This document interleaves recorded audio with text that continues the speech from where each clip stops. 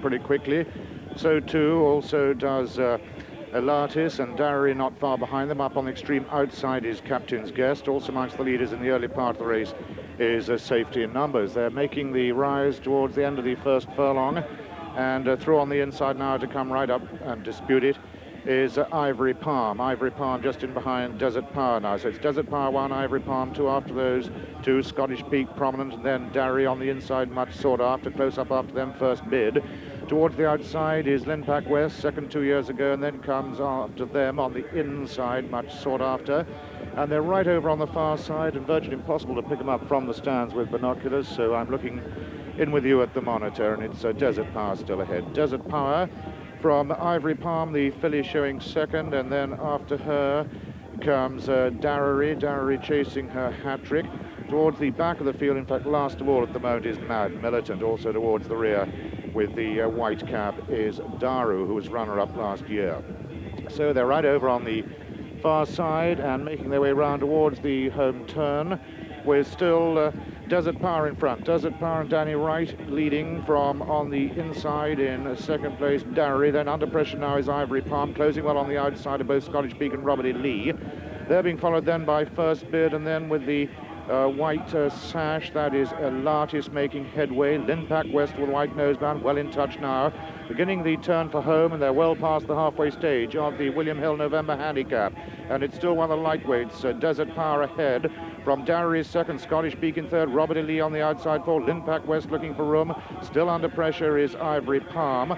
After them come First Bid, and then Elatis, with towards the outside making a little bit of ground now, Highbrook, the only mare. Then after her, and also finishing well, is Looking for a Rainbow, but it is now Darrery who's gone on. Darrery has taken it up from Desert Power as they race now down toward the closing stages. Just over a quarter of a mile to go, and it's one of John Gosden's three. Darrery with Ray Cochrane in front. From on the outside and finishing best of all, finishing late, is another of the Sheikh Mohammeds. This is Elatis. Between the two, Quick Ransom, the favourite, has come bursting through. He's left it very late, but Jason Weaver has the favourite in front now. Quick Ransom from Looking for a Rainbow with Lindsay Charnock close home, and the favourite backers are going to collect here because it's Quick Ransom, the favourite, winning it in the end by just over a length from Looking for a Rainbow.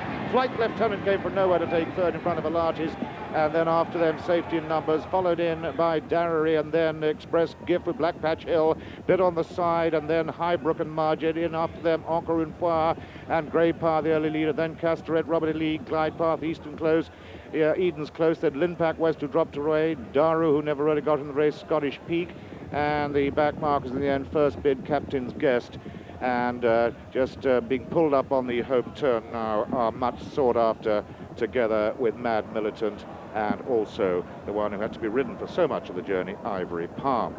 But Quick Ransom, the Ebor winner of a couple of years ago under Dean McEwen, coming home in great style under his new partner, Quick Ransom, to win it in the end very, very handsomely indeed, although by only just about a length, I guess. But at the line, it is Quick Ransom, the 6-1 favourite. So confirmation of the outcome of the William Hill November Handicap. It's first number 3, Quick Ransom, Mark Johnson, Jason Weaver. Second number 25, Looking for a Rainbow. Third number 12, Flight Lieutenant. Fourth home, well, it's a photo for fourth. Well, even on a big track like Doncaster, when runners are tightly packed, it's luck in running, skill of judgment, and the ability to change pace when a gap comes that are all important ingredients in a big handicap like this. As we go into the closing stages, Darrery up front with Highbrook. For a moment, it looks as though those two will fight out the finish. I beg your pardon, Desert Power and Darrery look as though it will fight out the finish. But now, the white face of Quick Ransom, so familiar to, well, regular Channel 4 racing fans over the last 18 months or so. Mark Johnson's done wonderfully well with his gelding. He's got the change of pace that takes him clear of the others and eventually secures the prize. Yes, what a game little horse he is, and Jason Weaver just thought he came a bit too soon on him last time out.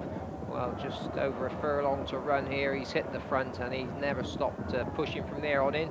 And Looking for a Rainbow, well, Lindsay Charnock was looking for a gap with about 2 furlongs to run, couldn't find one, might have just missed the break. This horse got a length from him. I'm not sure whether he'd have actually gone past him. And Flight Lieutenant, another one who found traffic problems throughout the race, but don't take anything away from Quick Ransom. He had plenty of weight, he gave it away, he's the winner. Well, Gate, great way to start.